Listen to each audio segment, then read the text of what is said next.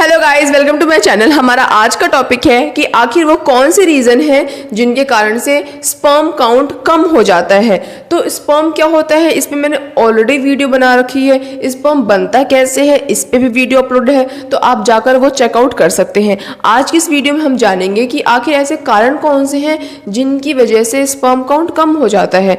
तो बहुत सारे लोगों को आपने कहते हुए सुना होगा कि उनका स्पर्म काउंट कम आया है, तो आपके मन में सवाल आता होगा, बहुत लाजमी सी बात है कि मन में हमारे क्वेश्चन आएगा कि आखिर स्पर्म काउंट कम होने की वजह से क्या दिक्कतें आती हैं।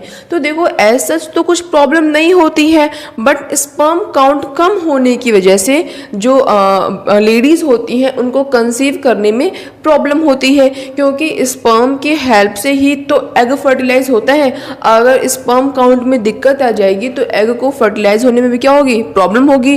तो इसीलिए बेबी कंसीव करने में प्रॉब्लम आती है उन लोगों को जिनका स्पर्म काउंट कम होता है। ऐसा सभी के केस में नहीं होता, ऐसे कुछ केसेस देखे गए हैं जिनमें कि स्पर्म काउंट कम होने के बावजूद भी प्रेगनेंसी में कोई दिक्कत नहीं आती, but most of the cases में दिक्कत आती है।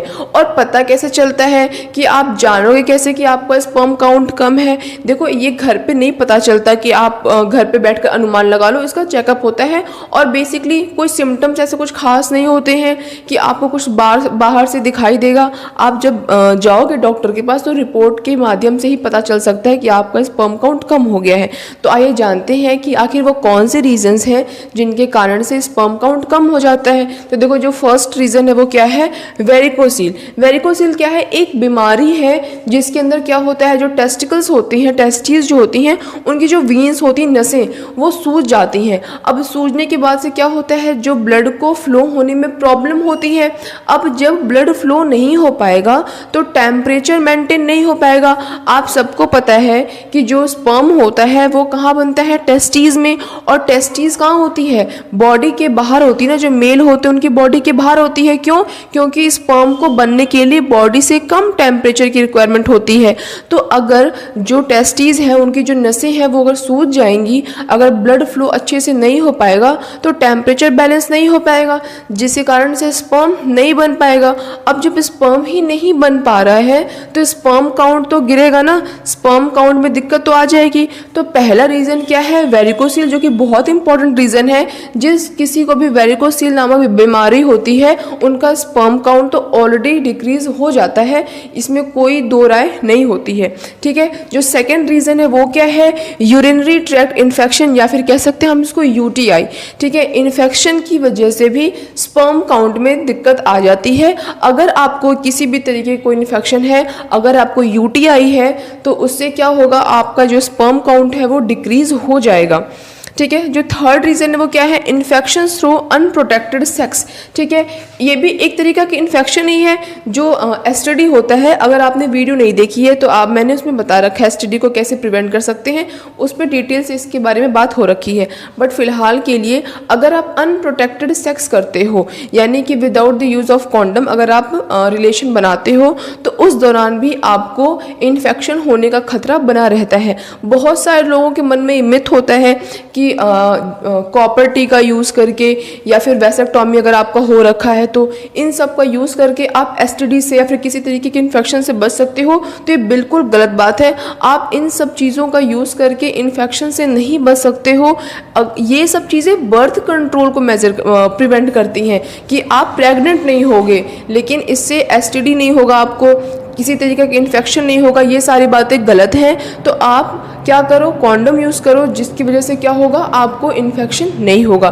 तो ये भी मेन रीज़न होता है, क्योंकि उस टाइम पे क्या होता है, जब किसी भी तरीके का इन्फेक्शन होता है तो जो टेस्टीज होती हैं उनमें सूजन आ जाती है, इन्फ्लेमेशन हो जाता है, और इन्फ्लेमेशन होने के कारण से प्रॉपर फंक्शन नहीं हो पाती है और स्पर्म काउंट डिक्रीज हो जाता है। ठीक है। अब देखो नेक्स्ट क्या है, during sex sperm does not come out while orgasm. कि सेक्स के दौरान क्या होता है कि अगर लगता है इजैकुलेशन होने वाला होता है, बट एक्चुअल में होता क्या है, जो स्पर्म है, जो सीमेन है, वो बॉडी से बाहर नहीं आता है। क्यों? वो कहाँ चला जाता है, जो ब्लैडर वगैरह है वो कहीं वहाँ पे चला जाता है। अब आपके मन में ये भी सवाल आएगा कि ऐसा क्यों होता है कि सेक्स के दौरान आखिर क्यों स्पर्म बॉडी से बाहर नहीं आता है। तो उसका मेन रीज़न होता है कि अगर आपको डायबिटीज़ है या फिर आपको कोई स्पाइनल इंजरी है, इन सब के कारण भी क्या होता है, अगर मान लो कोई यूरेथ्रा में प्रॉब्लम है या फिर आपकी ब्लैडर की सर्जरी हो रखी है, तो इन सब कारण से भी क्या होता है, जो स्पर्म होता है वो इजैकुलेशन के दौरान बॉडी से बाहर नहीं आ पाता है और उसके कारण से भी क्या होता है, स्पर्म काउंट डिक्रीज हो जाता है। अच्छा, स्पर्म काउंट डिक्रीज हो जाता है कि कैसे पता चलेगा, काउंट क्या होता है। जैसे कि जो नॉर्मल जो स्पर्म काउंट होना चाहिए वो होना चाहिए 15 मिलियन टू 39 मिलियन पर ml।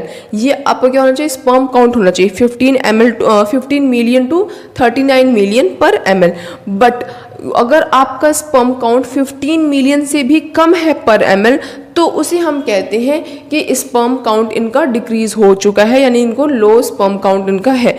ठीक है, अब नेक्स्ट देखो क्या कह रहा है कि हाँ, ये तो पढ़ लिया कि डायबिटीज़ प्रॉब्लम है, कोई स्पाइनल इंजरी है, ब्लैडर सर्जरी है, यूरेथ्रा प्रॉब्लम है, तो उस दौरान भी क्या होता है, जो स्पर्म काउंट है वो कम हो जाता है।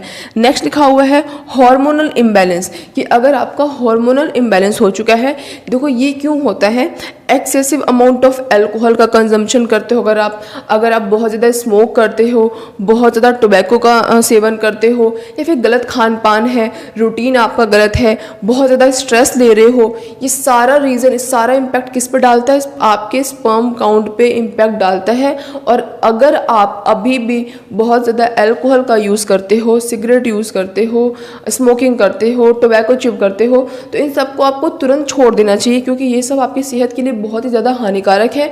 और अगर आप स्ट्रेस लेते हो तो आपको एक्सरसाइज करना चाहिए, योगा करना चाहिए, जिससे कि आपका मेंटल हेल्थ बना रहे, तभी आप अपने स्पर्म काउंट को इंक्रीज कर पाओगे। अदरवाइज ये सारी चीज़ें स्पर्म पे बहुत ही ज़्यादा इफेक्ट डालती हैं।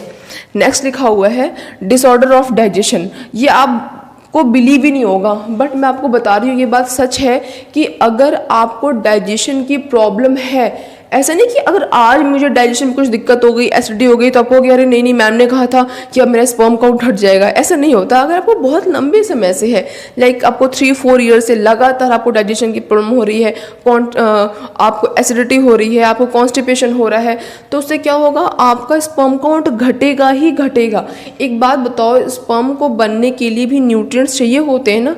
अगर आपको डाइजेशन में ही प्रॉब्लम होगी तो ये स्पर्म काउंट तो और सो ऑब्वियस, जाहिर सी बात है कि वो क्या हो जाएगा, गिर जाएगा। तो ये सारे कुछ मेन रीज़न हैं जिनके कारण से क्या होता है, जो स्पर्म काउंट होता है वो कम हो जाता है और हमें दिक्कत आती है प्रेगनेंसी में, मतलब यानी कि बेबी को कंसीव करने में। अब उसके सिम्टम्स क्या क्या है वो भी देख लो एक बार। लो सेक्स ड्राइव, कि सेक्स की इच्छा ना करना, या फिर बहुत जल्दी इजैकुलेट हो जाना, पेन, या फिर स्वेलिंग इन टेस्टिकल्स, ये सब कुछ क्या होते हैं, कुछ ऐसे कारण सिम्टम्स होते हैं जिनको देखकर आप पता लगा सकते हो कि आपको लो स्पर्म काउंट की समस्या हो चुकी है। बट ऐसा कुछ इसका मेन सिम्टम्स नहीं होता है। अब क्योंकि ये स्पर्म से रिलेटेड है तो थोड़ा बहुत जो भी सिम्टम्स आएगा वो टेस्टिस वगैरह के अराउंड ही आएगा, बाकी और बॉडी में इसकी कोई भी लक्षण दिखाई नहीं देते हैं।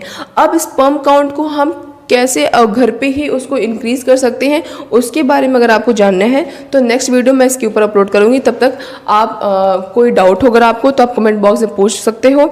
बाकी ऐसे और इंटरेस्टिंग वीडियोस के लिए मेरे चैनल को सब्सक्राइब जरूर करें, और अगर वीडियो पसंद आई हो तो उसे एक लाइक ज़रूर करें। That's all, bye guys.